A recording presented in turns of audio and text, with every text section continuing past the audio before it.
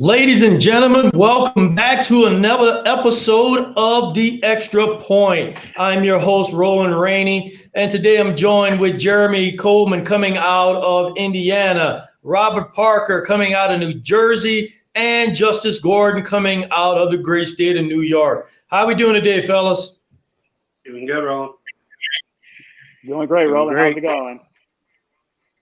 Good, good. Hey, it is time to get after it because there is a lot going on right now in the league. And let's get after one of the hot topics. And that is not just only in the nation, but the uptick in the COVID cases in the NFL.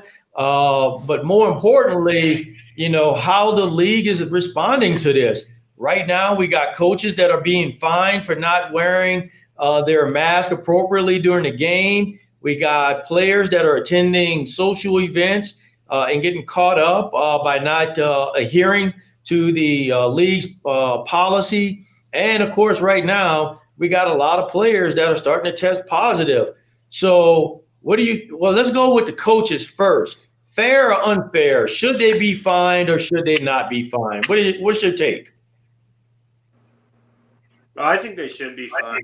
I mean, they've clearly laid out protocols, and it's just coaches trying to get around a rule just because they're used to doing it the old way. And they need to realize that it's time they have to kind of adjust whether they want to or not for the betterment of the league here. We've seen, the Steelers game last week versus the Titans gets postponed. We've had other games, delayed to Mondays and Tuesdays now here with the Titans-Bills game. It's time to step in line and realize that the season is more important rather than your personal preference. You make a great point there, Jeremy, because one of the things that I even witnessed in a lot of games is I get it, right? The mask could be very hard to talk through, especially where you have the boom of the mic on your headset.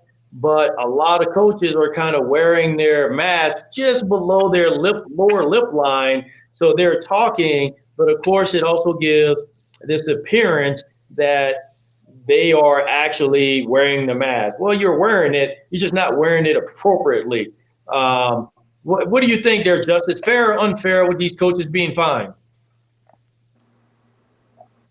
Yeah, I think it's completely fair. I mean, listen, the coaches who are coaching and players who are playing right now, they have all agreed to play this season under these conditions. They should realize the severity of what's going on. And they want to get paid, they want to play. If they want to do that, they should be able to follow some rules. I'll tell you, not just the coaches, I believe, should be fined, but the players. I mean, look at what the Tennessee Titans are going through right now. From what I understand, the Tennessee Titans, after their game got postponed last week, a bunch of their players organized an unauthorized workout at some facility nearby, and that's probably what led to all these outbreaks right now. So when I think of coaches being fined, I think the players should be fined too, because I've seen a lot of. Go ahead. No, I was saying I'm with you on that. Everyone should be held equally accountable. This is not something to be taken lightly because there are significant impacts. Not only are you out because you're being quarantined, but you're also out because now the team and the league has to adjust to the fact that you tested positive. And we're seeing it right now. Games are being moved from Sundays to Mondays. It was pretty interesting to have a game, 2 games on a Monday night. That's, always interesting. But we got to be a little bit smarter as a league, and players have to be very smarter about this. So with these with these outbreaks currently, Robert, is there anything that the league can do besides fine these players?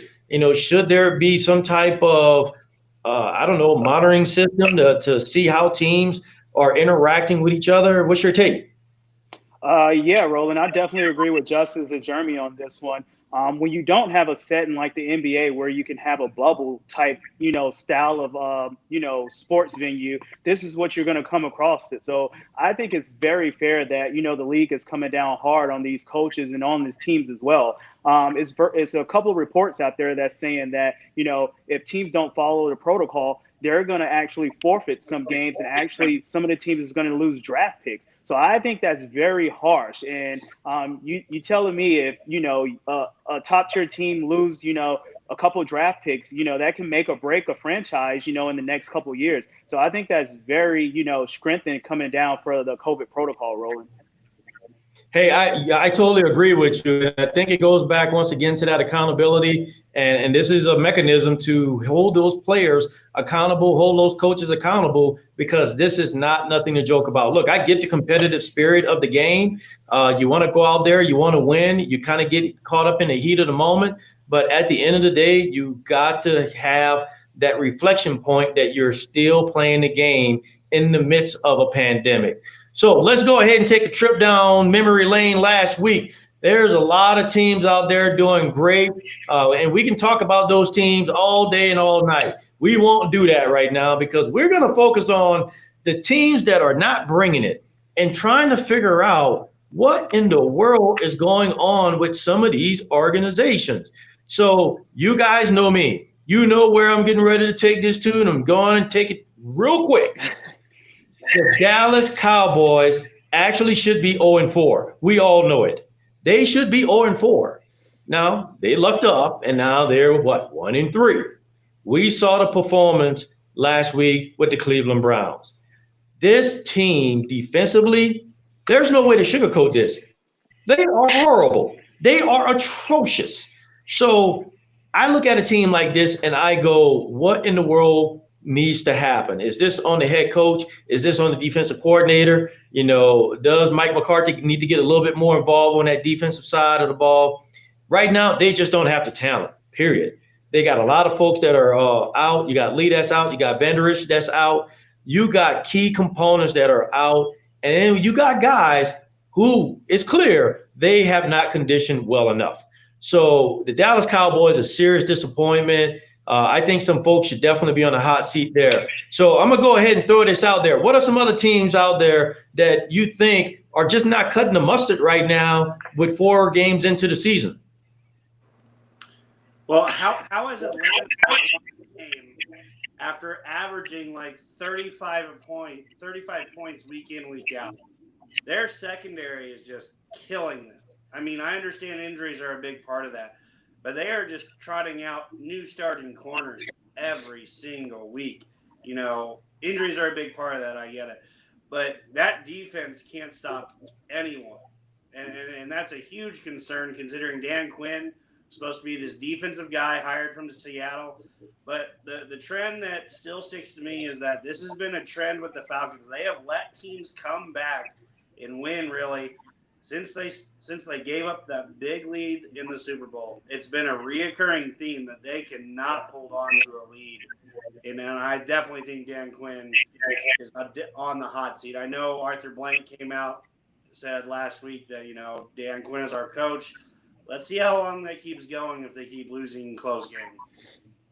Well, yeah. How many times we've heard an owner come out and say that before, right? Like, hey, this is my guy. And then they lose the next game and the game after, and lo and behold, there's a press conference that they got rid of. They removed the coach. So I think Dan Quinn, to your point, Jeremy, I think Dan Quinn is on that hot seat. And if they do not win the next game, or if they lose the next game the way they have lost the previous games, I think Dan Quinn is out of Atlanta.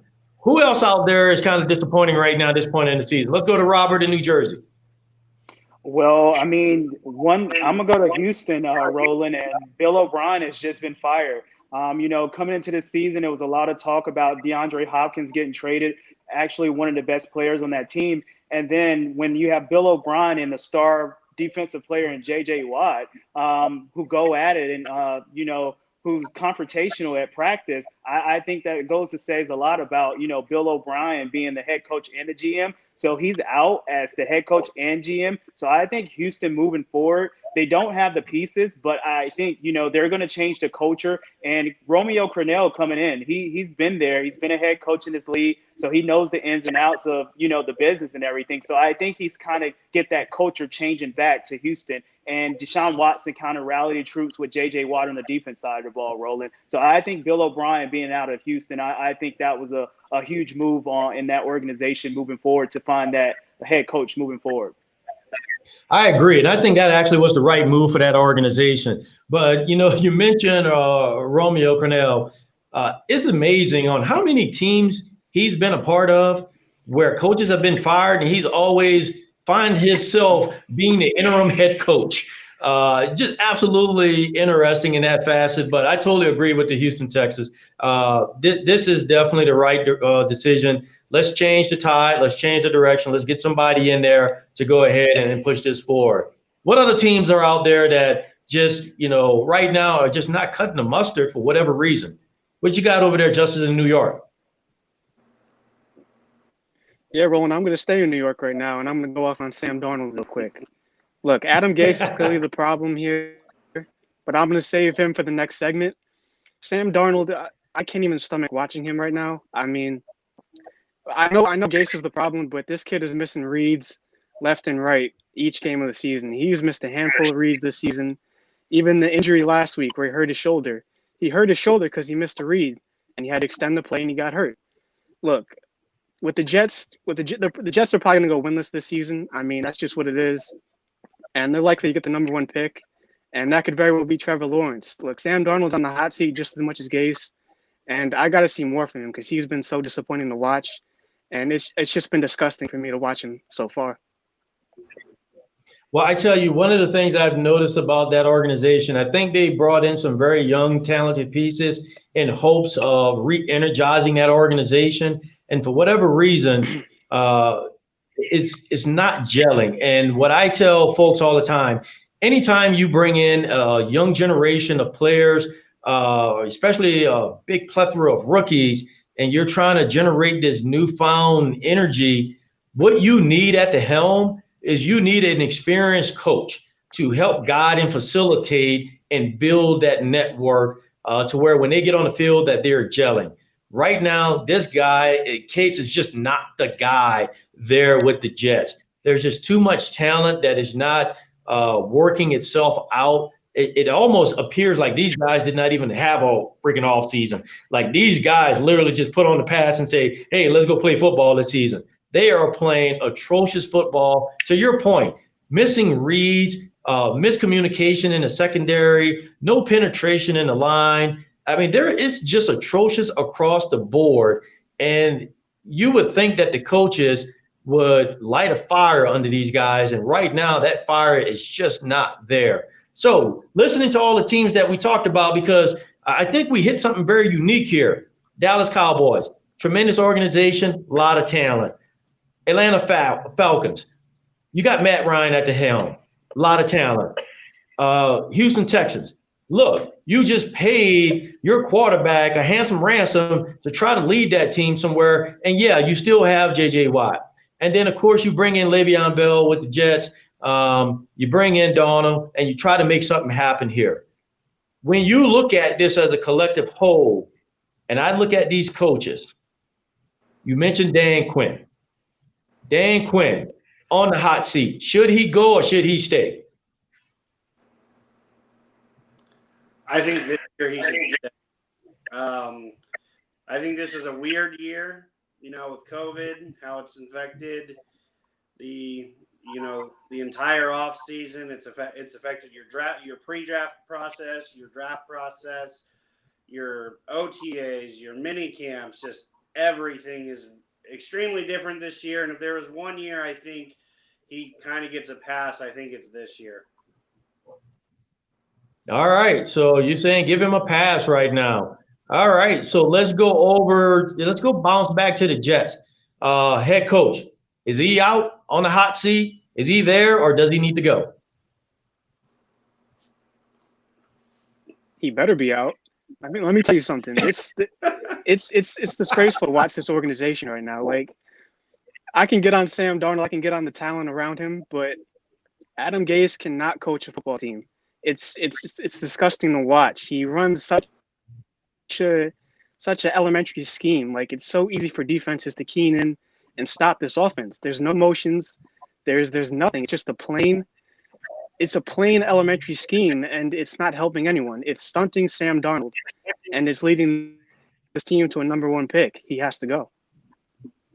Well, to your point, Justin, I think when you look at a head coach like this with the young talent, I think the ownership has to go out there and bring in a veteran head coach who can actually galvanize and energize and bring about some synergy in that locker room. Let's go back to the Houston Texans. Now, that head coach is out. He's gone. Now, they're shopping around. And yeah, we have the interim coach in Romeo. Should he stay there and should he become the head coach? Yeah, I don't think so, Roland. I think Houston is definitely going to go out and try to find the coach to kind of pair with Deshaun Watson moving forward. You have your franchise quarterback in Deshaun Watson. You pretty much want to stock up on draft picks on the defense side of the ball, but you also want to get weapons around Deshaun Watson. So therefore, Deshaun Watson and the head coach have to be on the same page. And I think, therefore, Romeo Crennel is going to be a great interim head coach, and just because he's been there, done that. But moving forward, I think Houston and that organization goes out and find their coach for the near future, as long as Deshaun Watson is there under his contract. Yeah, I think I agree with you there. I think you keep him there as the interim. You go out and shop around, and you bring in, once again, much like the Jets, you bring in a veteran head coach who can re-energize that organization. As far as the Dallas Cowboys, ladies and gentlemen, I'll just tell you this. You don't have to get rid of the defensive coordinator. But what you have to do, Coach McCarthy, you need to go to Jerry Jones and say, I need a little bit of cash flow. I need to go out in the free agency market, and I need to go get talented players. Right now, you don't have it. You're playing a carousel game in that secondary, which is not working out well. Your middle is soft right now, and you're really counting on your edge rushers to really wreak havoc. But you can only do that for so long. You got to go out, you got to get in the market, and you got to bring in some extra talent and help generate some energy in that football team. Ladies and gentlemen, you've been listening to The Extra Point. I'm your host, Roland Rainey, and I'm joined with Jeremy Coleman out of Indiana, Robert Parker coming out of New Jersey, and Justice Gordon coming out of New York. So here we are. We're moving forward. A lot has happened. Now we're catapulting ourselves into week 5 of the NFL season. So games this upcoming week. What's on your guys' mind? What's a game that we need to be looking forward to this upcoming week? Well, I think one of the biggest games of the week is the Cleveland-Indianapolis game. Cleveland, outside of a horrible week 1 showing at Baltimore, has really come alive since week 2. They've ran the ball extremely well. They played much better defense, put up almost 50 points on the Cowboys last week. So now we've seen an offense that really struggled in week 1 start to come together. Now they have a real test when they play the NFL's number 1 defense in the Indianapolis Colts. The Colts have been able to stop the run, get after the passer, and they've created turnovers. And that's one thing that Cleveland has struggled with. They have struggled with turnovers and moving the ball when they cannot run the ball. So I think that'll be a very fun matchup to watch, just that offense versus that defense. And really, it's, the Colts, haven't had a great offense so far. Philip Rivers has done a decent job kind of leading them. But, I mean, that team's really been leaning on the run and a great defense. So it's also a great time for the Colts to say, hey, we need the offense to step up. We're playing a winning football team this week. So, in my opinion, I think that's the game of the week.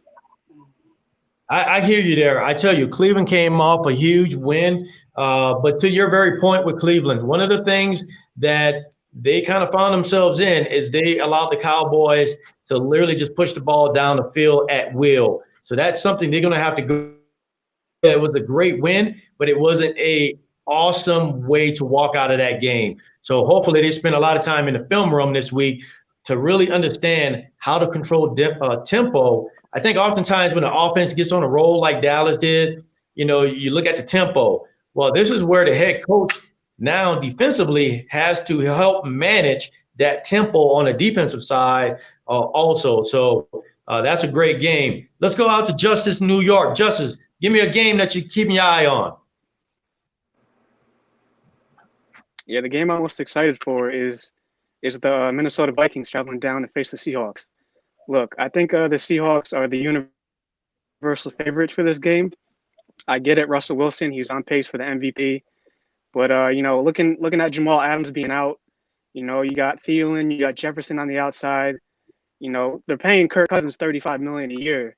These are the games he has to win. This is what they paid him for. He hasn't done that in the past. But I'm looking at if Dalvin Cook can have some success on the ground, I think they could find some opportunities with Adams going, and I think they could pull off. I hear you there. Let's swing it over to New Jersey. Let's go to Robert. Robert, game. What do you got focused on? Yeah, we mentioned this coach earlier in the segment about Dan Quinn and Atlanta Falcons. So one game that I'm be definitely keying an eye on is that Falcons and the Carolina Panthers game. Teddy Bridgewater is playing awesome ball right now. And if Dan Quinn loses this game, he might be out. I know Arthur Blank kind of gave him the reassurance that his job is secure. But once again, if you lose to a Carolina Panthers team with no Christian McCaffrey, even though Teddy Bridgewater is playing lights out, I think that's going to be the game that gets Dan Quinn fired right there if they lose that game, Roland. Hey, I want to piggyback on two of the games that you guys mentioned, but more specifically, two of the teams. Let's go back to Jeremy with the Cleveland Browns. I will tell you, I'm also interested in that game, Jeremy, because I want to see management. They have put a management style around Baker Mayfield to where he doesn't have to throw the ball a whole lot. But when they do request him to throw the ball, he's right on point. Kareem Hunt came in and did a phenomenal job carrying the rock. He was definitely there. And they even brought in the third string running back, and he showed up to the game. And then, of course, you were finally able to work Odell Beckham into the scheme of the game. That, I won't call it perfect management game, but I would say it was almost as near perfect for the Cleveland Browns in the way they managed Baker Mayfield, how they integrated some of the receivers, and how they were still able to run the rock. So I'm very much looking forward to that also, Jeremy, because I think this game is going to tell us whether or not the Cleveland Browns are a real team. Like, are they going to be a threat this season? So let's swing back down over to New Jersey. I'm with you 100%, Robert. Atlanta Falcons, I'm sorry. You got to win this. There is no ifs, ands, or buts about it. You have to win the game. If you do not win the game, I think the city is going to want Quinn's head on a platter, and I think Arthur Blank is going to have no other choice but to deliver it to the fans. If they keep the head coach in the way that they're playing, I think it's going to say a whole lot about what you really want out of your organization. And going back, I will tell you one of the teams I'm really going to keep my eye on over the next, not just this week, but over the next couple of weeks, is the Las Vegas Raiders. I kind of want to see them bounce back. I want to see what's going to really happen here in that run game. Is coach going to maybe reassess on how they are utilizing Jacob coming out of the backfield? Is he going to be your workhorse, or are you going to try a better mechanism to continue to integrate Waller into the scheme? The one game that they lost where Waller was almost not seen until the fourth quarter, for a fact you can't allow that. You got to get him involved early. You got to get him involved quick, and hopefully with a balanced run game, now you can work some play action.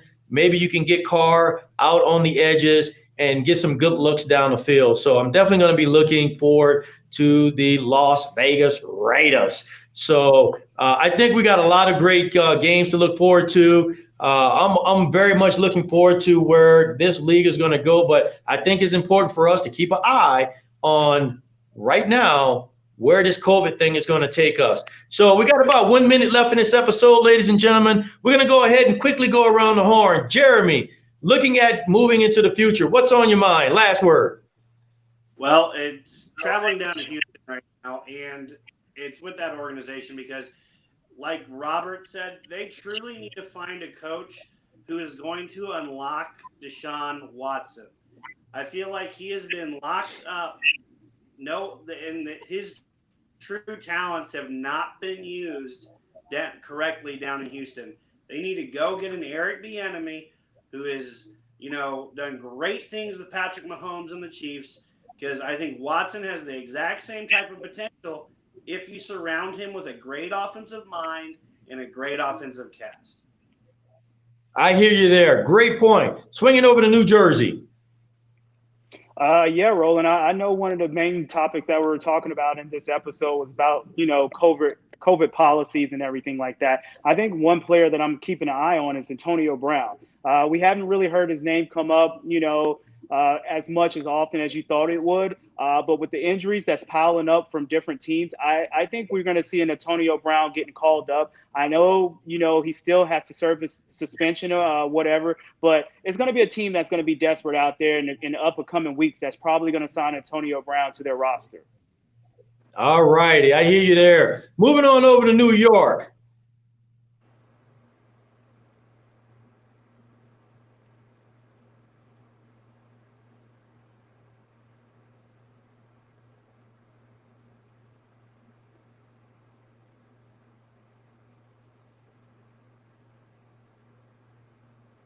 All right, I'll pick up for New York. I tell you, one of the things I'm looking forward to, I really want to see what the Broncos are going to do. I'm very curious right now. John Elway has to be really thinking and considering, where does he take this organization this year? Yeah, we can chalk a lot of things up to COVID, but at the end of the day, you have a talent issue. And more importantly, you have a management issue in your head coach. Your head coach cannot manage a game. Sorry to tell you that. So let's figure it out, Denver Broncos. Let's get some good management there, and let's go ahead and drive it home. Ladies and gentlemen, you've been listening to The Extra Point. I'm your host, Roland Rainey, and I've been joined today with Jeremy Coleman out of Indiana, Robert Parker out of New Jersey, and Justice Gordon out of New York. Hey, we will see you all next week, and I got a huge suspicion that next week's episode is going to be one you want to dial in for. Ladies and gentlemen, enjoy the game.